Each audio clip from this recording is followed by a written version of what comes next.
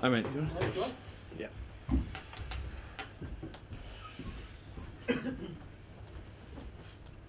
Afternoon. Thanks. Yeah, we all ignored you then. Yeah, no, great. Sorry. I'm used to it.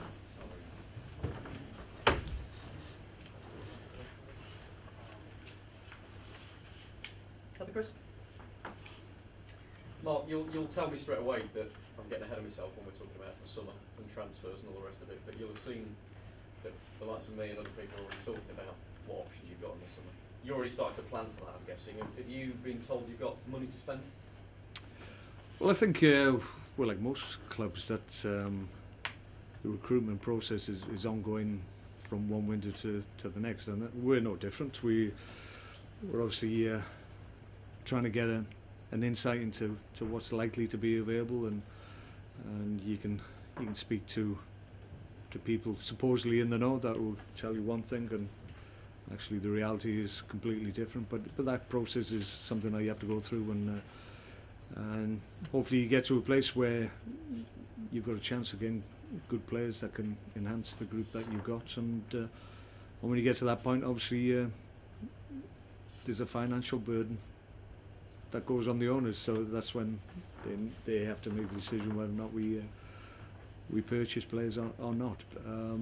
I've never been given an amount that I've been told that's available. Yeah, I think it's every transfer we've done, every player that we've brought into the club, it was done on the basis of whether or not it was appropriate and at the right level, and that won't change. I think if we're able to get in front of an outstanding player that shows that they want to join us, and we have the opportunity to buy top level players, then obviously there's a financial cost to that, and then obviously we'll know whether or not there's funds available. But I'm sure there is. I've said this many times that since I've come here, that we've never actually been in a position where we've got an opportunity to bring a good player in, but a player that would cost significant amounts of money.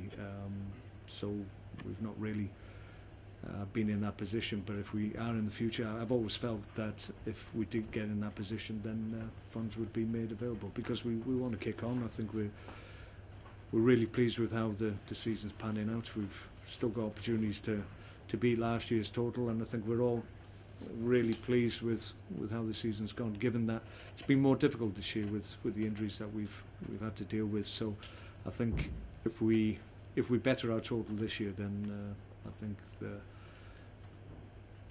the feeling in the club would be that we've overachieved in terms of the difficulties that we've had to overcome. So we get more satisfaction from this year's total than arguably from last year, which is a great season for us as well. Is Franco Di Santo on your radar? I don't like talking about individual players, but no. Thank you for being honest and straight. Appreciate that. That result at the weekend against Southampton, I wonder whether that particularly pleased you, because no winning 4 going into it. Certain people in my position making comments that maybe your players are on the beach, they can finish 8th, 9th or 10th possibly. To be a goal down and come back and win 2-1 against a team of that quality shows the players still really want it, doesn't it? Yeah, and I think, well, you've probably seen more of our games than most. I mean, in recent weeks, even though we had a run of games where we had 3 away games and in a 4-game period, and unfortunately we lost 3 of those. But our performances, apart from West Brom away, have been good. So I never saw any decline in our attitude to games. There was still that focus, still that desire to get as maximum points in every game that we played, and I've seen that in the Crystal Palace game. We lost that game and we're still scratching our heads somewhat about that one, but we got back on track at West Ham, away from home, good away point, totally dominated the game, should have won it, and then got back on track against a really strong Southampton team who I don't think there's many occasions where they've gone ahead in the game and actually been beaten. So that was I think an indication of where we're at. We're not prepared to let this season peter out, and I think we've showed everybody that that's the case. We're not about to just allow the situation we've worked really hard to get into as a team and as a group. We don't really want to miss out on the opportunity that we have to better last year's total. So we're showing good signs, real focus to our work, trained really well today, really pleased with what they produced today. So we're all looking forward to the game tomorrow. We've got an opportunity tomorrow to get the most Premier League wins from a Stoke City team, so that's something that we can achieve tomorrow, so that's a real focus for us. Well, the team news, I've got on my list Stephen Ireland, Peter Odemwingie, Peter Crouch, Mark Muniesa. Can you update us on all of those? Yeah, Mark Muniesa is not available. Stephen Ireland, Peter Crouch will be available. Peter Odemwingie is likely to be on the bench. That's great news for him. That's ahead of schedule as well, isn't it? Well, he's on track. He's doing really well. He's not in a position to start games, but he's training an hour and 30 minutes every day. He's been doing that for over 2 weeks now. So to have him as an option on the bench is not going to compromise him. It won't put him at risk. He's ready. He's done enough work. So as an option for maybe the last 20-25 minutes in a game, I think it's one that we have to pursue. I spoke to him today, obviously ran through my intentions to him, and he obviously responded with a big wide smile, as you would expect, and he's really happy to be back involved again. And it's a big thing for him, big thing for the team and the group as well. We're really pleased that he's back. It was a big injury, one that needs a lot of work to overcome, but he's done that. He's put the work in, and his levels before the injury are obviously what he's been judged on, and almost every one of those levels is the same, or if not better. So he's in a good place. He's confident, so he may well feature tomorrow. I heard in your post-match interview that you talked about Peter Crouch and the fact that he's going to need an operation in the summer, and you perhaps only get 20 minutes out of him at the moment. If you've got a decision to make there about whether actually, again, no disrespect in saying 8th, 9th or 10th where you can finish and beating the points total, but you'll want him fit for next season. Yeah, no, it's a straight forward.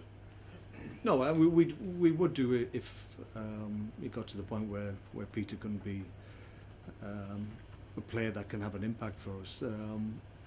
Early in the week, after games or when he's taking part, he gets a little bit sore. But come Thursday, Friday, then he gets a lot of work, and that allows him to be available at weekends. If we get to a point where he's struggling on a Thursday and a Friday prior to a game, then it would make sense to maybe look to bring that operation forward. But we're not at that point at the moment. He's very, very pleased. He's fit to play in his mind, and we would only look at that if Peter felt he couldn't contribute, and we certainly have the view that given the games that we have, then he's up for the selection. Charlie Adam seems to be flying again. Okay, you've got a decision to make there with Stephen Ireland, I guess, being back available again, but Charlie Adam's got 1 year left on his contract, 2 goals in his last 3 games. Would you like to see that contract extended? Would you not like him to see go into the last year of his contract? Well, we seem to do that as a club. A number of players have gone into their last year, and that's the way we do that. Would you rather not have it like that? I don't really have a view. I think it's about making sure that we're strong and the right players are recontracted. Charlie's, as he always will have an impact for me, either starting games or coming off the bench, and he's been great in that regard. I thought he played really well last week as well, really affected the game.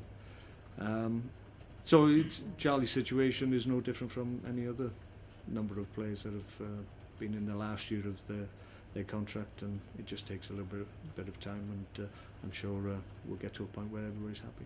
The only negative I can see at the moment is conceding too many goals from set pieces. Worst record in the Premier League for that. Is that?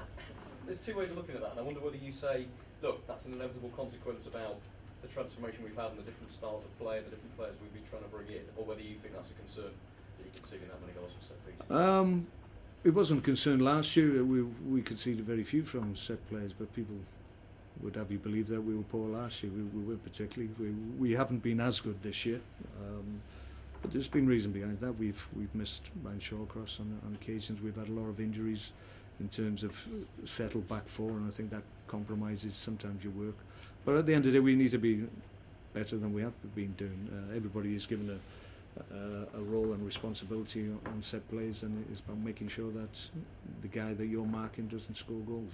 It's not all about corners; it's about penalties, free kicks as well. We've been hurt by them as well. So when you top them all up, I think people sometimes say, well, set pieces, it's just about corners, but it's not actually.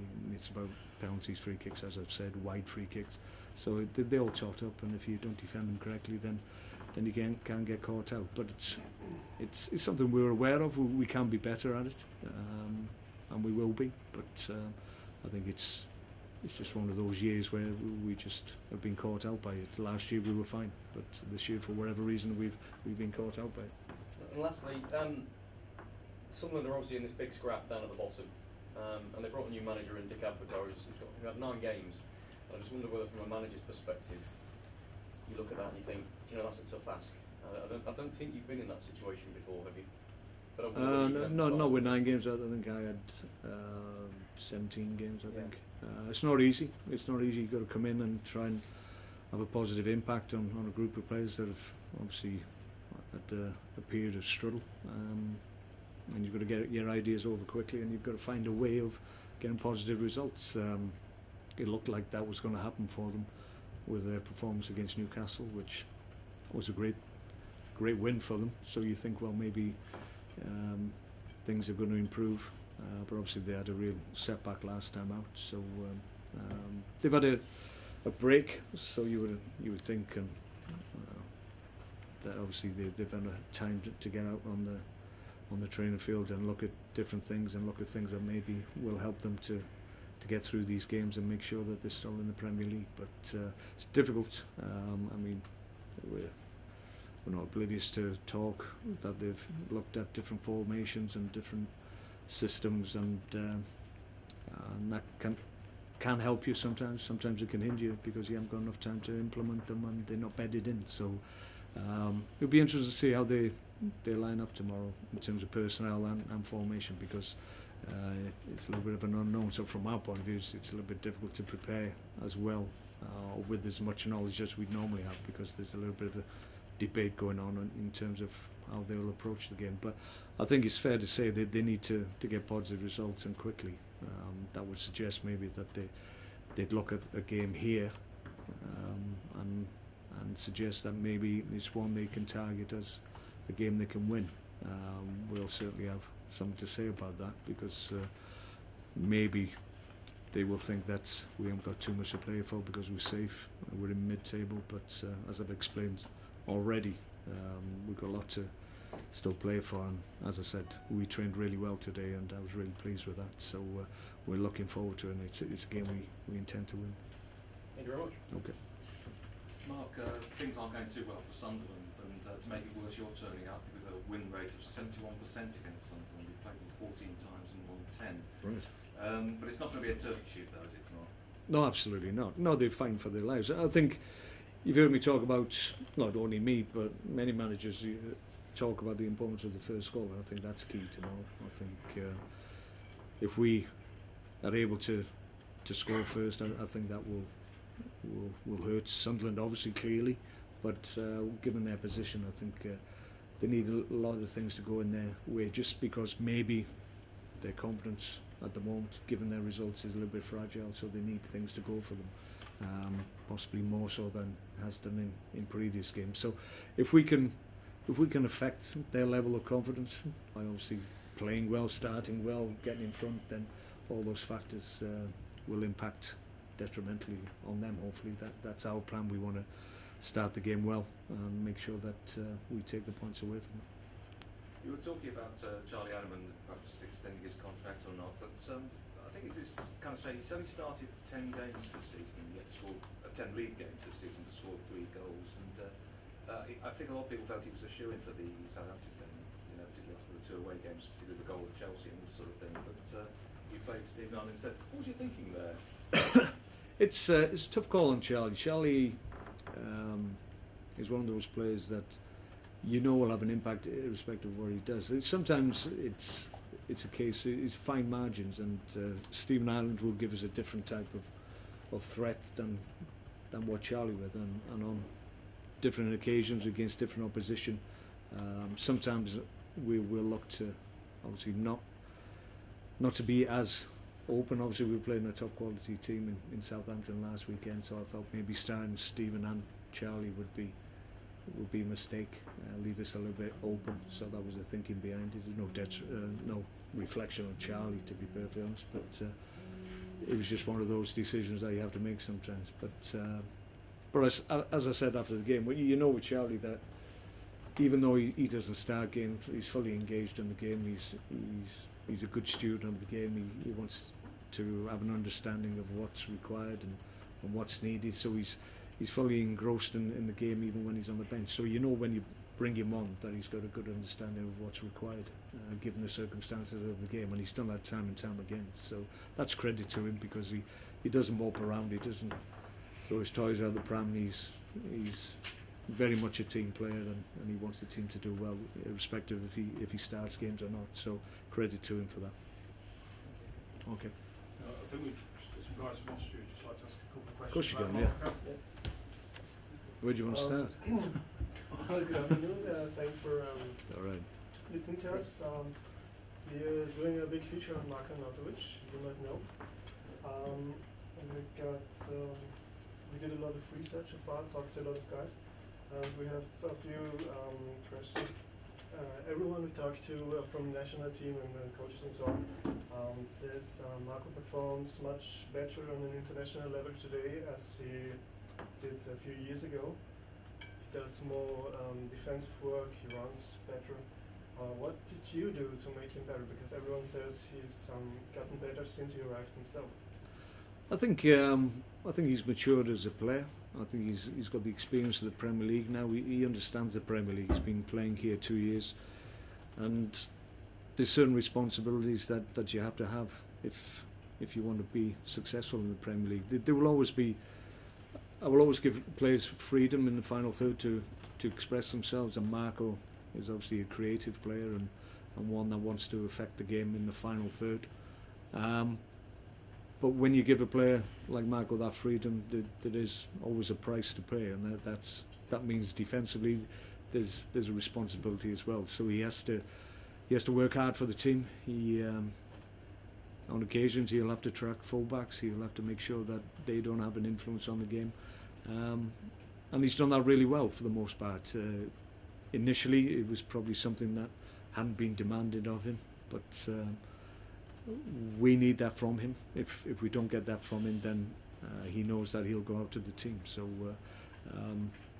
he's a more stable guy now, I think, in terms of his attitude to work. Works really well. He's got more experience, and he's not a child anymore. He's matured as a player and as an individual since he's been here. So we're really pleased with what he's producing at the moment. It seems, or we know that Marco needs a lot of reinforcement and personal attention. Is this an unusual trait for a player at this level? Is he too sensitive? No, I don't think so. I think there's a lot of modern day players that have a lot of attention or demand attention, and it's just the makeup of a top professional. He always wants to have reassurance that he's doing the right things. I think that's different from craving attention. That's not the same thing. I think he just wants to know that he's doing the right things, and what do I want from him as the coach of the team. And when he has clear parameters and clear directions, then he's fine. I think you just need to give Marco a little bit of clarity, and then give him the freedom in the final third, and then he will produce for you. And if you compare him to other players in Europe, maybe other players in the Premier League as well, is he really that eccentric? Is he really, I don't know, is he eccentric? No, I don't think so. That's in Austria is viewed as eccentric guy, and Yeah, well, I'm aware. I think maybe. I don't know if that's the case on an international level. Yeah, I don't think since he's been here, I think he came with a reputation, and maybe that's still ongoing in Austria and Germany. There's a certain perception of him as an individual, but for the most part, it hasn't really been an issue for us. He's come here, he's done his work, he's affected games in a positive manner. So really, we haven't had maybe the experience that you have had of Marco in the past when he was younger. So I think he's just maturing, and he's come to a different country, to a different league, a strong league, and he's made his mark, and that's credit to him. If he was an eccentric guy who wasn't a good professional and doing the correct work, then he would struggle to make an impact in the Premier League. He's worked hard to have that impact. Because it seems it's helping him that the press here isn't that interested in him, because we talked to confidence of him, and they all said that when he was in Bremen, it was really dragging him down the attention of the media. Yeah, possibly. That's better here, I guess. Yeah, maybe we're a little bit under the radar as a club as a whole, I think, and yeah, we're probably the right club for Marco, because he seems to attract attention, certainly when he's away from us. Just as I said, there's a certain perception of Marco that we haven't really seen here, evidence of it. So as long as he keeps producing here, then we're fine. It's we like attention drawn to him by the way he plays, and that happens on many occasions. Just the last question. You said the whole team trained well yesterday and today, so I hope Marco trained well too. Just a yes or no question: will he play tomorrow? He's got as good a chance as anybody. He's trained well, as I said. He trained with the group, and they trained very well. He trained very well, so he's got a good opportunity to play tomorrow. Don't book your flight. Okay. See you guys. Thanks a lot, Mark. Take care.